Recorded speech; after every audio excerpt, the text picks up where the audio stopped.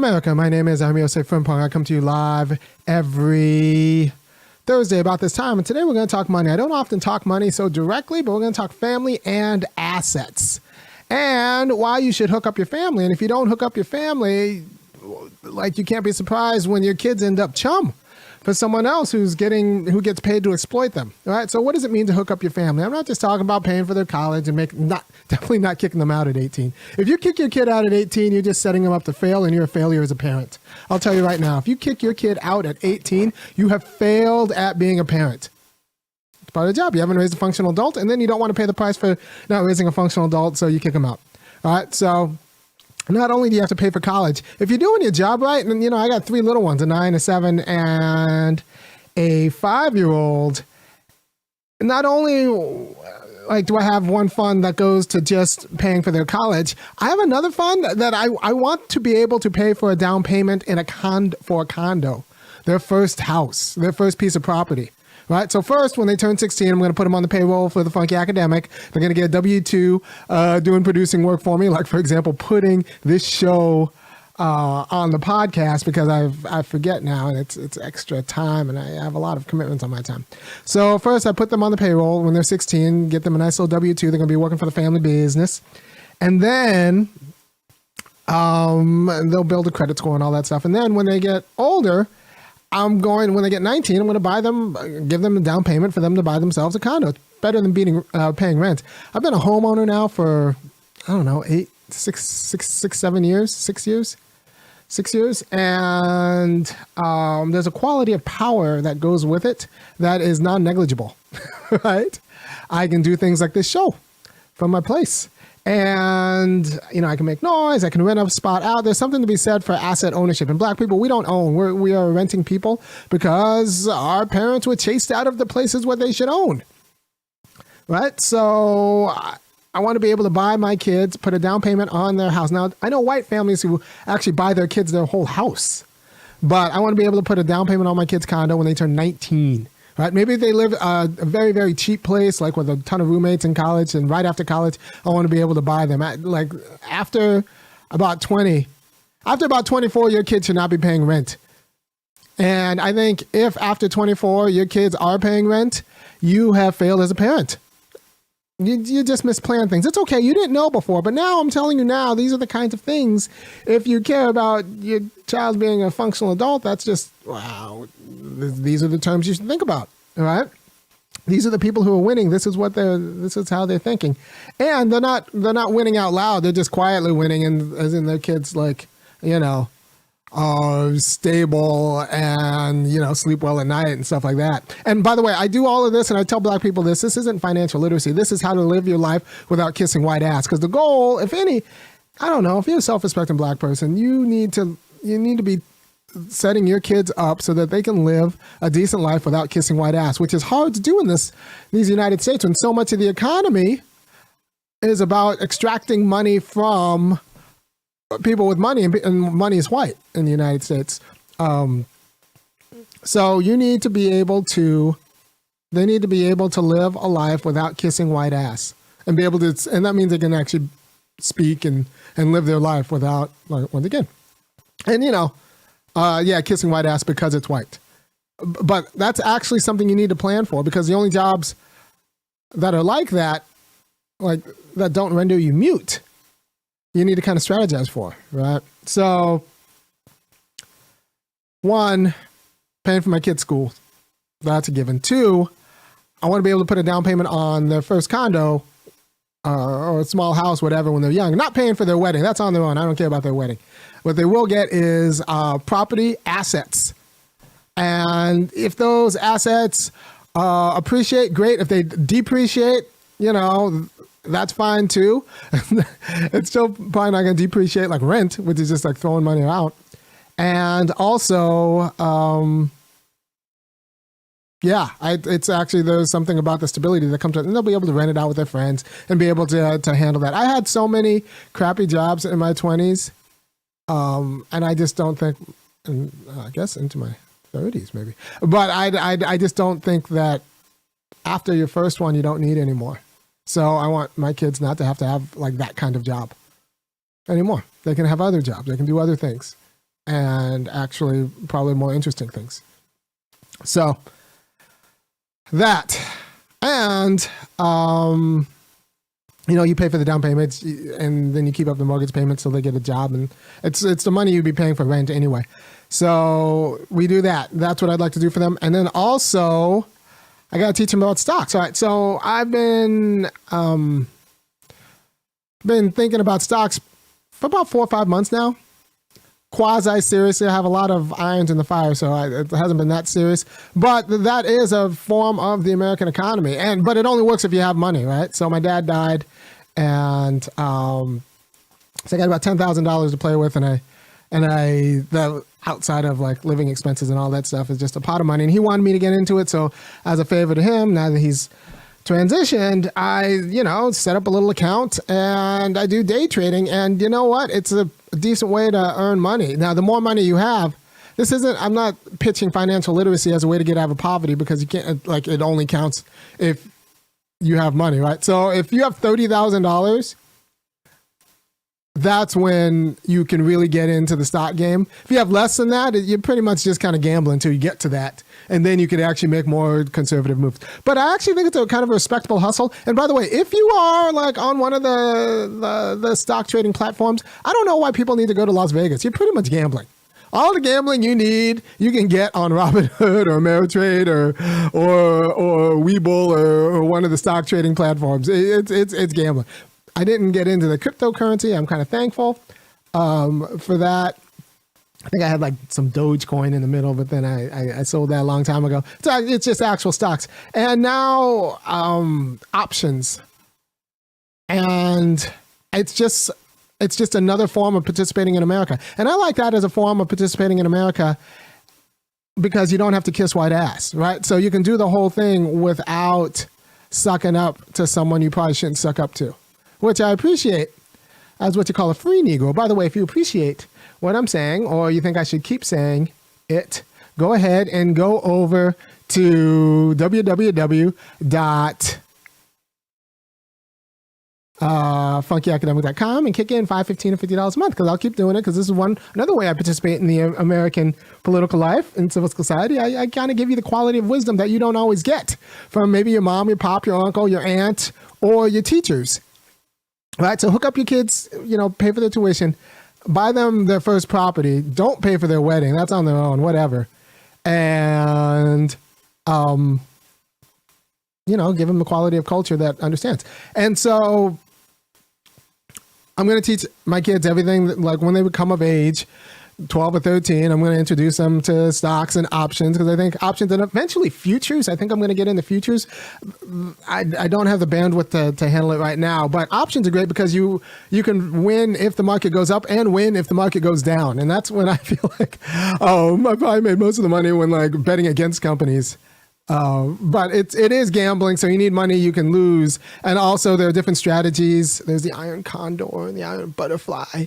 And there's another YouTuber who I think watches me by the name of Diamond Dave. Dave, go check him out, because I think he talks about options too. But I definitely think that every person should learn how to trade options. It's a financial product where, once again, you make money if the market goes up, you make money if the market goes down. And there are an infinite amount of, not infinite, but a very large number of companies you can bet on. So there's always a good deal to be found if you're willing to put in some time, and you can play earnings. And then, this, the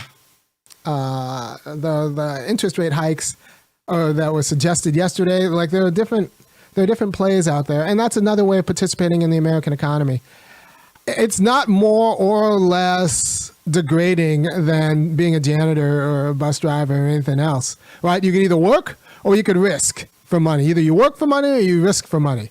And I think black people should be in all of the games. We should, these are just forms of freedom.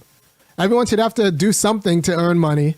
And so I'm not one of these guys who thinks you should just give money out for a few reasons. But I think we should know how to participate in all the forms of America, right? And honestly, this is one reason why I think black people should get lump sums in order to participate in the stock market. We should just get lump sums, saying this is for your investment.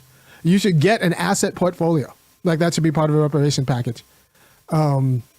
an asset portfolio, lump sum of $20,000 that's just for like you to invest in the companies of your choice. Because part of participating in America is working or risking. And since we're an advanced economy, you can't really go in and like start up a business to compete with Amazon. But you can invest in Amazon or Facebook or anything like that. So I think if we're really going to be free and have access to all of the means of what it is to participate in America, we need to have stock portfolios. And we need to be guaranteed jobs. So we need secure jobs and also secure portfolios, right, that we can make decisions about. And I would be in support of that, which is different than, because I also have I have like a 529, which is just for my kids' fund. I don't mess with that on the stock market. This is a different fund. So you need multiple sources of like assets. Multiple sources, and you can have an index fund on top of that. But you should definitely be in the, hey, want to come say hi to the people? Karenin is at her music lesson. She'll be back soon. Come say, you want to say hi to the people? Oh, hi. Hi. Wave. Wave to the camera. All right, let me finish the show. And I'm kind of talking about you, I'm just kind of talking about what we do for your development. And I will see you in a few minutes, okay? I love you. Bye-bye. Bye-bye. All right, so kids just got home. It's that time. So she will not have to worry about the down payment for her first house. If I'm doing my job at all, I'm going to have that handled. She can worry about grades and just being wonderful and learning things. Also, she's going to know how to trade options. Right. And I'm thinking I'll just there's a lot of funny money accounts. So you can just give her a fake money account when she's like 15 of $50,000. And if she can figure out a way and study on how to turn that $50,000 into $80,000 and hold it there for a while, then I'll give her like 10,000 real dollars. And that could beat all the crappy jobs I had when I was her age. She can just play the market, which I would support. It could be a family bonding thing, which I would support too. Right. So, but that's a separate pot than the college money, because it is gambling and I'm not going to gamble with their college. But I do think that is a form of participating in America, being able to sell your risk in order for a reward. Right. Because that's what bosses would do. That's one of the small virtues of capitalism. What they do is risk. Right. Well, now, this is America, so the very wealthy people figure out a way to mitigate their risk and actually consolidate their risk and then push their risk onto more vulnerable people. But if the system is just, you should be able to work for money and you should be able to risk for money.